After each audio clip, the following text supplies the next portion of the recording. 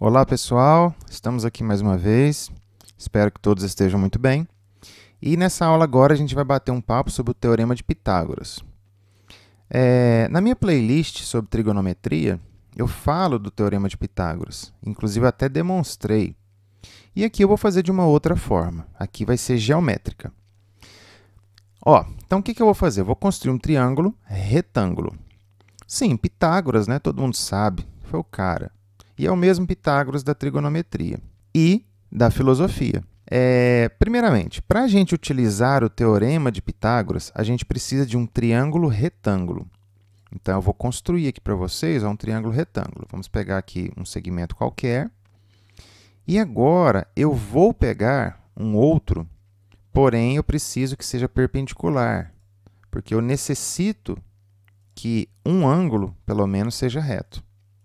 Então, vamos colocar um ponto aqui e vamos construir agora esse segmento aqui, ó, BC. Então, agora eu tenho o triângulo ABC e esse triângulo ABC ele é retângulo no vértice A. A gente fala, ele é retângulo em A, ou seja, esse ângulo aqui é reto. Só para que vocês tenham essa certeza, 90 graus, tá bom? E aí agora o que eu vou fazer? Eu posso mexer isso aqui à vontade, posso deixar isso aqui com o tamanho que eu quiser. E esse aqui também. A única coisa que eu não posso mexer é nesse ângulo que eu construí como sendo 90. Então, isso aqui eu já não posso mudar. O que eu vou fazer agora com esse triângulo? A gente sabe que aqui nós temos um comprimento AC, um comprimento AB e um comprimento BC. Eu vou baixar uma das alturas desse triângulo. E a gente sabe que a altura de um triângulo, ela sempre chega no lado a qual ela se refere, formando 90 graus. Então, novamente, eu vou pegar uma perpendicular ao lado AC, passando pelo vértice A. Então, esse ângulo aqui, onde eu estou passando o mouse, ele é reto, ele é 90 graus. Bom, vamos tomar aqui, então, a interseção entre essa reta que eu coloquei aqui e esse segmento embaixo. Por quê? Porque eu quero pegar apenas o segmento AD, que é a altura desse triângulo. Uma das alturas, até porque a gente sabe que o triângulo tem 3 alturas. Mas, a princípio, aqui eu quero essa altura AD, e esse ângulo aqui embaixo é reto também. Quando a gente faz isso, olha só que interessante, uma coisa que sempre acontece. Esse ângulo aqui em cima, a gente viu que é reto. E esse ângulo aqui agora, eu acabei de construir, e também sei que ele é reto. Note que, nesse momento, a gente tem 3 triângulos construídos aqui. E todos eles triângulos retângulos. E tem uma outra coisa que acontece com esses triângulos retângulos. Eles são todos semelhantes. Sabe por quê? Olha aqui que interessante. Se a gente pegar esse ângulo aqui, que no caso não interessa o valor, mas está escrito aqui, 57,68. Vamos pegar agora esse ângulo de cá. Também não interessa o valor, mas está ali escrito, 32,32. Que legal, em 32,32. E agora eu vou pegar esses ângulos aqui, Esse pequenininho aqui, olha lá que coincidência, 32,32. Isso não é à toa, viu? Vou pegar esse outro ângulo aqui, o DAC. Olha lá, 57,68. Bom, isso não é uma coincidência. Eu posso mexer à vontade isso daqui. 41,38, olha o que tem aqui, 41,38. 48,62, 48,62. Posso mexer o tanto que eu quiser. Esses ângulos sempre terão as mesmas medidas. 28,35, 28,35, 61,65, 61,65. Por quê que isso vai acontecer? Por um fato muito simples, que é o seguinte. Quando eu construí esses triângulos aqui, eu imediatamente deixei claro que todos eles eram retângulos. Fato. Os 3 triângulos são retângulos. Aí, esse ângulo B, ele está no triângulo ABC. Só que ele também está no triângulo ABD. Então, olha só, o triângulo ABD ele tem um ângulo reto e o ângulo de vértice em B. E o triângulo ABC grandão? Ele tem um ângulo reto e o ângulo de vértice em B. Então, é óbvio que esse ângulo aqui tem que ter a mesma medida desse aqui de cima, para completar os 180. Olhando agora para o triângulo da direita, ó. O ADC ele é reto em D e ele tem o ângulo aqui, ó, em C. Só que o triângulo ABC ele também tem um ângulo reto e o ângulo em D. Então, é óbvio que esse ângulo B ele tem que ser o mesmo desse aqui em cima, ó, que é parte do A. Porque é o que falta para completar 180.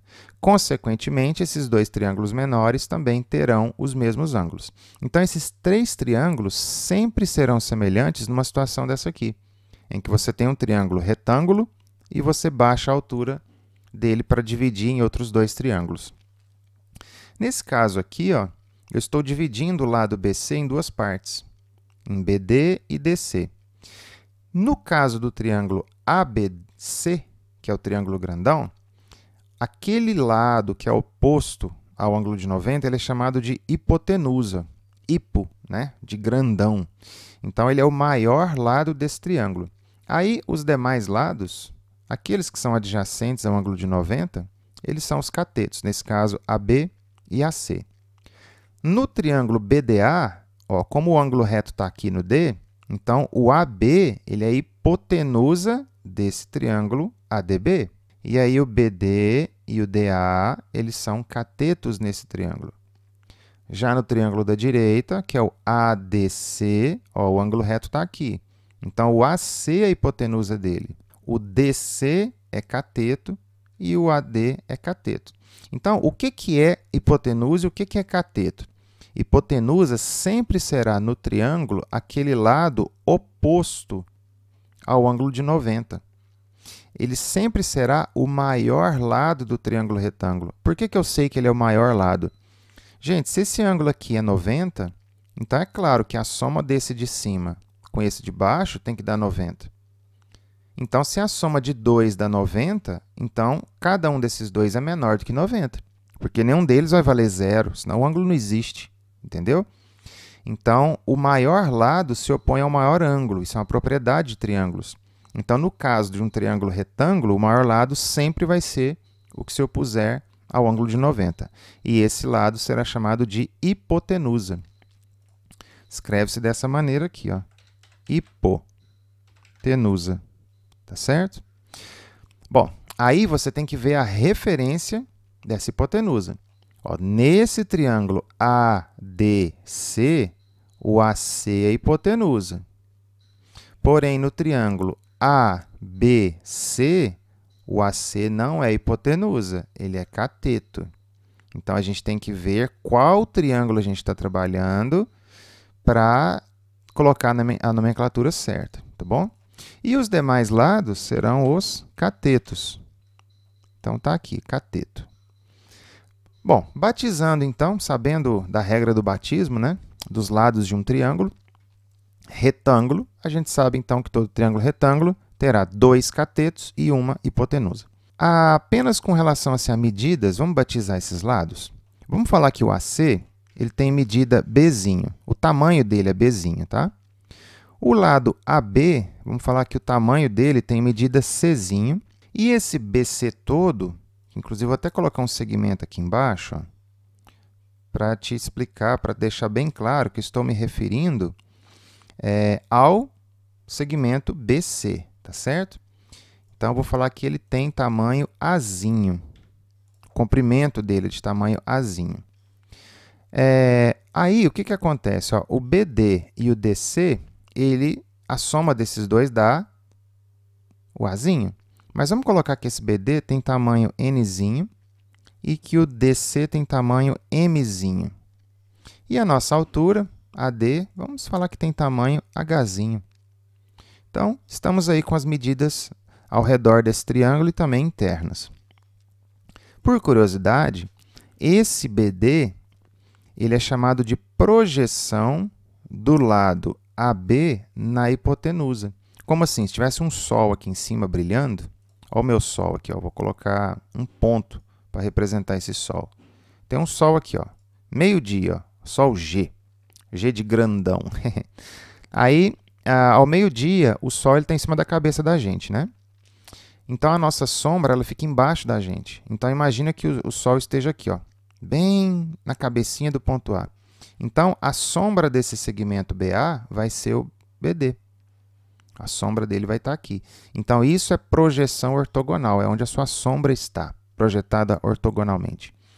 E o segmento AC, ele já teria uma sombra aqui, ó, DC.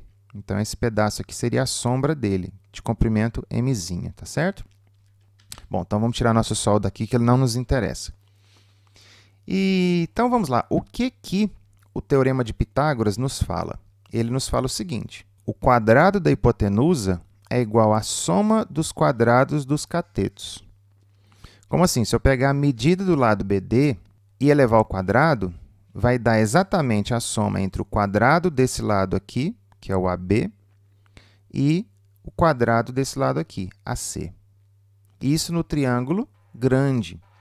Só que se a gente pegar os triângulos pequenos, nós também podemos utilizar o Teorema de Pitágoras. Se a gente pegar o triângulo ABD, o que a gente vai ter? A gente vai ter isso daqui, ó. Por quê? Porque esse segmento de tamanho C é a hipotenusa nesse triângulo pequeno aqui, ó. Tá? E os catetos têm tamanhos N e H. E se a gente pegar o triângulo da direita? Aí a gente já vai ter o seguinte: B ao quadrado é igual a Hzinho ao quadrado mais Mzinho ao quadrado. Bom, agora vamos entender por que a gente pode utilizar isso.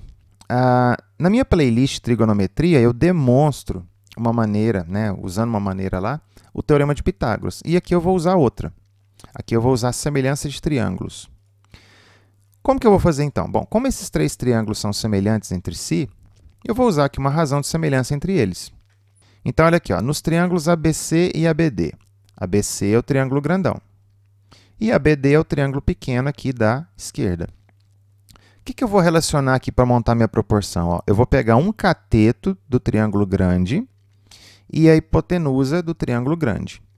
E tem que estar na mesma razão de um cateto do triângulo pequeno e a hipotenusa do triângulo pequeno. Então, vamos ver por que ficou desse jeito aqui, ó. Vamos analisar o denominador. Então, o Azinho no triângulo ABC é a hipotenusa. E o Czinho no triângulo ABD é a hipotenusa, ó, porque esse Czinho está oposto ao ângulo de 90 aqui nesse triângulo pequeno. E o Azinho está oposto ao triângulo de 90 aqui nesse triângulo grandão. Agora vamos ao numerador. Eu peguei o cateto Czinho. Quem é o cateto Czinho nesse triângulo grande aqui, ó, o ABC? Esse Czinho está entre o 90 e esse vértice B aqui, ó. Então, esse Nzinho ele tem que ser um cateto que está entre o 90 e o mesmo ângulo no outro triângulo. Ó, de fato, aqui, ó, ele está entre o 90 e o ângulo Bzinho. É assim que a gente monta a correspondência, tá, em semelhança de triângulos. Agora, eu vou fazer a semelhança com esse triângulo da direita. Ó, então, eu vou escrever o seguinte. Pelo mesmo motivo que eu expliquei em cima, embaixo eu deixei as hipotenusas, ó. Então, o Azinho, que é a hipotenusa do triângulo ABC, grande. O Bzinho é a hipotenusa do triângulo da direita. Ó, Bzinho está oposto ao ângulo reto. Agora, vejamos os numeradores. Os numeradores eu coloquei, então, dois catetos, um de cada triângulo. No ABC, eu coloquei o cateto Bzinho, que é esse aqui, ó. Por que eu usei o cateto Bzinho?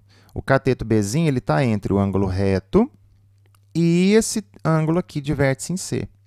Então, eu tenho que pegar o mesmo cateto nesse triângulo ADC da direita.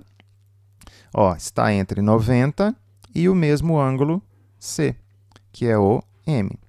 Por isso que tivemos essas proporções aqui, tá certo? Bom, agora o que eu vou fazer em cada uma? Eu vou multiplicar cruzado, né? Aqui, ó, eu vou ter C ao quadrado, que é igual a N. E aqui, B ao quadrado, que é igual a MA. Ou seja, C ao quadrado é igual a N, B ao quadrado é igual a M. Bom, eu tenho aqui, então, duas equações, por sinal quadráticas, e eu vou fazer o seguinte agora, eu vou somar as duas. Posso simplesmente somar as duas. Então, eu vou somar o lado esquerdo com o lado esquerdo e o lado direito com o lado direito. O que a gente vai ter? A gente vai ter exatamente isso daqui. B ao quadrado mais C ao quadrado é igual a M mais a N. Note que aqui do lado direito eu tenho o A em evidência. Então, eu vou colocá-lo em evidência aqui, ó, obtendo exatamente isso daqui. B ao quadrado mais C ao quadrado, que é igual a vezes M mais N. Mas, quem é M mais N? Ó, m mais n. Dá exatamente o tamanho A. Então quer dizer que m mais n é A. Então, o que eu tenho aqui do lado direito? A vezes A. E o que é A vezes A? A ao quadrado. Ou seja, tchuf! Eu tenho, então, que A ao quadrado é igual a B ao quadrado mais C ao quadrado. Então, essa é uma das maneiras de você demonstrar esse teorema de Pitágoras. Existem várias outras. Essa aqui eu considero como sendo uma das mais tranquilas. Bom, o que eu vou fazer agora? Eu vou fazer alguns breves exemplos para vocês perceberem que isso daqui dá certo. Se liga aí. Bom, então note o seguinte, eu tenho então que mostrar, colocar aqui números, que essa relação vai dar certo. Qual? A ao quadrado é igual a B ao quadrado mais C ao quadrado. Sendo que o A, gente, é a minha hipotenusa. Quem é o B, quem é o C, é irrelevante, porque de qualquer forma é cateto. E a gente sabe que a ordem da soma não altera o resultado. Então, é irrelevante você ter C ao quadrado mais B ao quadrado aqui. O que é relevante é você deixar a hipotenusa isolada do lado esquerdo. Ela tem que ficar sozinha aqui ao quadrado. Isso aqui tem que ser a hipotenusa, tá bom? Bom, então notemos o seguinte, ó, vamos supor que o meu A valha 5. Beleza. Só que 5 ao quadrado dá 25. Então, eu tenho que escrever números ao quadrado aqui, né? E aí, agora, eu preciso pensar em um B ou em um C que seja menor que 25, obviamente. Por quê? Porque isso aqui é a soma de dois números positivos. Então, não tem como a gente subtrair nada aqui. Eu não posso colocar isso aqui é igual a 40 mais... Não tem jeito, porque 40 já ultrapassou 25. Vamos pensar aqui num quadrado perfeito bonitinho. Ó, B ao quadrado. Vamos pensar em 9, então, que é o quadrado de 3, né? Então, na verdade, eu estou escrevendo o quê? Aqui, ó, 5 vezes 5, que é 5 ao quadrado. Isso é igual a 3 vezes 3, que é o 3 ao quadrado, mais alguém ao quadrado, para dar 25. Gente, 3 vezes 3 é 9, então está faltando 16, né? Aqui, ó, 4 vezes 4. Então quer dizer que se eu pegar um triângulo de medidas 5 de hipotenusa, 3 e 4 de catetos, o teorema de Pitágoras vai funcionar? Sim, vai funcionar. Agora, uma curiosidade sobre esse triângulo, que é o famoso triângulo 3, 4, 5. E o interessante desse triângulo 3, 4, 5, galera, é que podem ser 3, 4, 5 centímetros, 3, 4, 5 metros, 3, 4, 5 quilômetros, à medida que você quiser. Sempre vai dar certo, porque Pitágoras trabalha com número. Ele não restringe a unidade que você vai precisar usar. Então, toda vez que você tiver um triângulo 3, 4, 5, esse ângulo aqui vai ser reto, cara. Olha que fantástico. E esse triângulo ele é muito utilizado pelos mestres de obras, para que as suas paredes fiquem retas, perpendiculares em relação ao chão, para você literalmente deixar a sua parede reta. Olha que interessante. Aí eles usam esse triângulo 3, 4, 5, que na verdade não é 3, 4, 5. Porque 3, 4, 5 para eles seria um triângulo muito pequeno, pensando em centímetros. Aí o que eles fazem?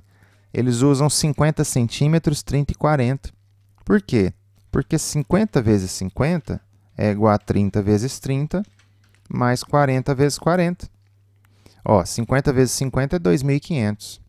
30 vezes 30 é 900. 40 vezes 40 é 1.600. 1.600 mais 900, 2.500. Ué, mas o que você fez aqui? Eu apenas multipliquei cada lado por 10. Então, essa ideia do triângulo pitagórico, ela vai se mantendo para triângulos proporcionais a ele. Como assim? Ó? Eu vou pegar esse triângulo pitagórico, que está aqui, que é o triângulo 3, 4, 5, e vou dobrar os lados. Então, vamos lá. Agora, esse aqui vai ficar um lado 10. Então, aqui eu tenho que escrever 10 vezes 10. Isso aqui agora vai ter lado 6. Ó, então, isso aqui é 6 vezes 6. Isso aqui é um lado 8. Então, isso aqui vai ser 8 vezes 8. Porque triângulos proporcionais, você pode dobrar todos os lados, triplicar, dividir por 2, por 5, né? A gente sabe disso. Olha aqui, ó, 10 vezes 10, 100. 6 vezes 6, 36. 8 vezes 8, 64. E o que 64 mais 36 dá? 100. Olha que fantástico.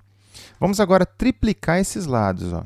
Então, vamos pegar o mesmo triângulo pitagórico, que é o triângulo de lados 5, 4 e 3. Ó, tá vendo que não importa a ordem, 4 vezes 4, 3 vezes 3, porque isso aqui é uma soma, então é irrelevante.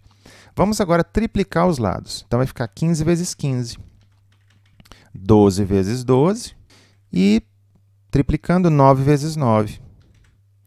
Bom, 15 vezes 15, pessoal, dá exatamente 225. 12 vezes 12 é 144. 9 vezes 9 é 81. 144 mais 81, 225. Olha que fantástico, cara. Então, quando a gente mantém a proporção, o teorema de Pitágoras ele ainda continua se mantendo. E você pode multiplicar pelo valor que você quiser, desde que você multiplique todos os lados. Quer ver? Vamos pegar aqui uns números de cabeça, bem mais complexos. Então, ao invés de usar 5, 3 e 4, vamos multiplicar por 1,5 cada um desses lados. Tá? Então, se eu pegar 5 vezes 1,5, ó, 5 vezes 1,5, dá 7,5. Então, aqui eu teria o produto 7,5 vezes 7,5. Bom, aí agora, vamos pegar, vamos multiplicar, então, esse lado 3, né, por 1,5.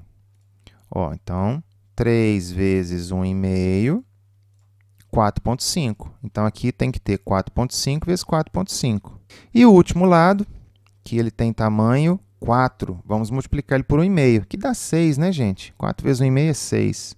Então, aqui fica 6 vezes 6.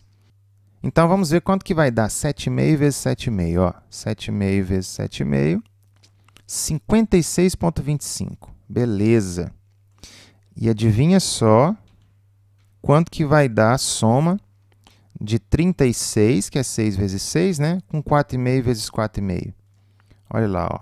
4,5 vezes 4,5. 20,25. 20,25 mais 36, olha lá que fantástico, 56,25. Então, note que o triângulo pitagórico ele se mantém via proporção. Isso é fantástico, gente. O mestre de obras, ao utilizar esse triângulo, eu não sei te afirmar se todos eles sabem o porquê que eles usam, ou se eles sabem que tem que usar. A matemática por trás disso é o triângulo pitagórico, tá certo? Bom, pessoal, então esse é o teorema de Pitágoras. Espero que vocês tenham entendido o que representa esse teorema, no que ele consiste e como é dada a sua aplicação, tá certo? Deixo para vocês, então, o meu abraço.